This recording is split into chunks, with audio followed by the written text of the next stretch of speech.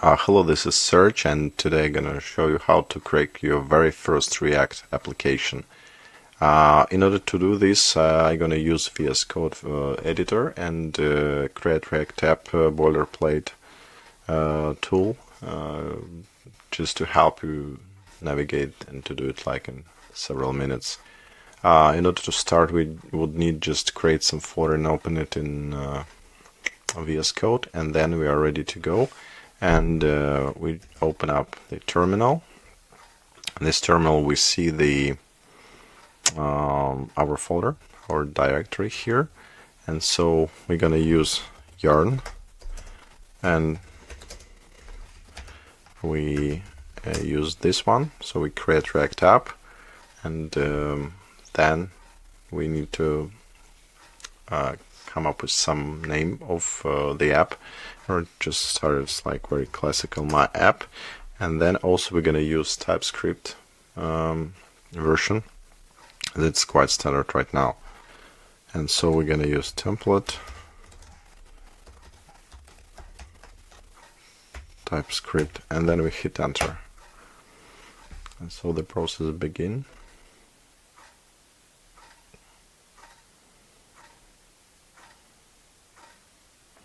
Right now our package manager starts to fetch all the packages that are needed for this app to work.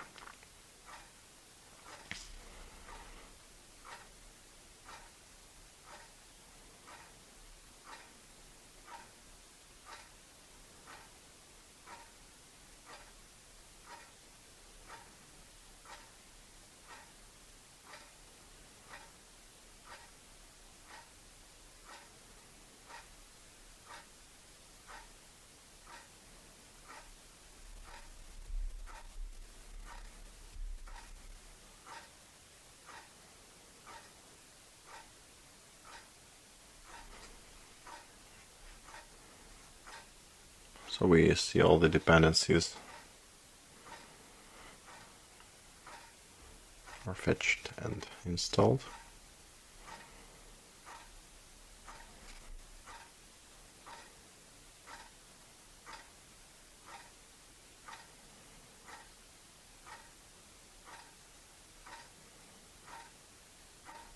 And also we can see that here right now we have package.json. The classical file for projects that use npm modules, where we can see name of the app, also version, and also here you're gonna see that at the end all the dependencies that we have in our app. So whenever you want to see the packages that are used in the specific application, you can check package.json. So right now we see node modules, a folder where all these modules going to be located. And so typically also this is excluded from Git, from the version control system, because anywhere you want to have the same modules, you just need package.json and yarn log file that specifies the exact versions that we resolved in this project. And then in this, for instance, git ignore, we're gonna see that node modules they're not needed. We're just gonna, if needed, just run again yarn install, and it's gonna install everything again. So yeah, here we are. I need a passphrase for initializing Git. So we created the first commit. Successfully our app was created. It supports several commands like yarn build and yarn test and yarn inject, but basically we just gonna need yarn start and yarn build and test mainly. And also what we see here, so we have a TypeScript config file here. Also we have public static files resources available here. We have index.json. This is the file where we basically describe in the HTML our title, and also we add root, the main HTML element that's going to be used by React in order to render our components and the app itself. So the whole HTML that is served is quite straightforward, and it just says whenever you don't have a JavaScript, just you cannot really use the app, and so it says yeah, you need to enable JavaScript. Also we have the like robots.txt and like logos. It's like the big React logo. And by the way, not so many people know that it was the previous version of React that is called bold, and here in the negative space you can see the bold itself. So it's like 1, 2, 3, 4, 5, 6 corners, and it's right here, and this kind of resembles and kind of a atom with a kind of like React reaction, stuff like that. What else we have here? You have the main structure of the React application. So pretty much we have index.tsx. So TSX stands for TypeScript, and but it's also like JSX, special format of the React that is mixture of the HTML and the React code that can be at the end compiled to the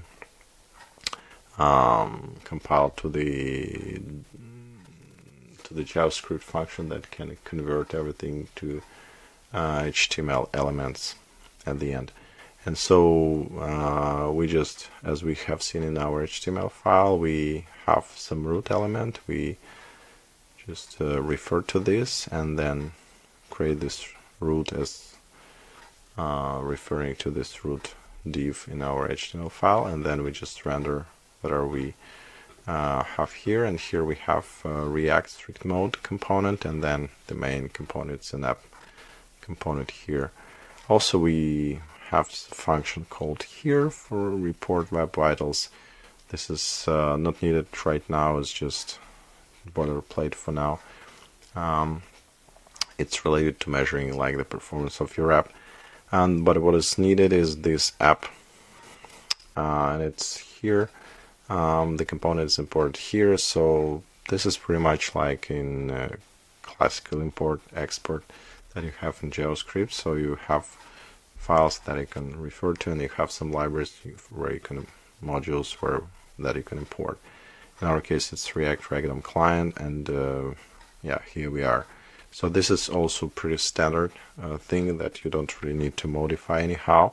But the interesting thing starts here. So in the file app.tsx. So this is the classical so-called React component, which right now is more just a function, function, because in like back in the day it was like classes, JavaScript classes that represented React components, but then they simplified everything and just make them functions. So component is just a function that needs to return some value. Either it's like either it's a mixture of HTML and other components, or it's just null, or if you don't return anything and nothing is going to be rendered on the screen. In our case, so this component is quite simple. Let me make it a bit bigger. Yeah, and by the way, also we need to export it because we imported it in index.tsx, so we need to export it here. The component itself can refer to the other components or have some markup here. Also, we use classical divs, header, image. So if you know HTML, this is it. And also we have this representation, this JSX representation of the values. You can insert any value, or like this one, importing the image, and we can insert it here in this brackets in order to substitute it with value. So it's a variable that is here. We just, if we want to use it in HTML, we do it like that, and then it's going to be compiled to the right version and rendered on the screen. And yeah, we have also some external link here, and yeah, we have some paragraph here. So this is quite simple component in real life, and then you're gonna combine these components, and pretty much like we have it here for the app. This is syntax of pretty much HTML inspired. So whenever we have the HTML element starting with like lowercase, but all the components start with a capital case, and yeah, but also they have kind of closing, like opening tag, closing tag, but here we have like a self-closed tag and component. So yeah, so this is the simplest React app, and for this app also we import some CSS. So you see here app CSS was imported. So it uses some classes. It defines some classes, and here, for instance, we say class name for like app header that are defined in app CSS. And for the class name, for instance, we capitalize the second letter, and we don't have any dashes here. So in typical JSX syntax, you just need to write it a bit different from the classical HTML. But this is the rules of React you're gonna learn quite fast. Also in this boilerplate we have test file, the example of the test file. This is a very big topic. Frankly speaking, I'm gonna record more videos on that. But just to give you an overview, we have one test defined here. So it needs to render our app component, and then it checks whether we have on the screen, whether we have some link component that it has. So we use regular expression with the React text. That I means that we don't care about the case. So it's gonna be any case. And we expect this link to be in document. So basically this is the one that we want to have, and we can check that is the case with the yarn test. Oh yeah, but to do that we need to move to our app directory. So here we see all the modules, and then we can yarn, just can run yarn test, and see that we can run all the tests, and you see here we are. So it is deprecated, but anyway it's passed, so this test is valid. So this is the kind of a wrap up of our first React app. So in order to do that, we just need to run in the terminal yarn create React app with a template TypeScript, and that's it. We have the boilerplate code. In the next video we're gonna just run it and try to modify it in order to understand how it all works. Thanks for watching, and follow for more. Bye.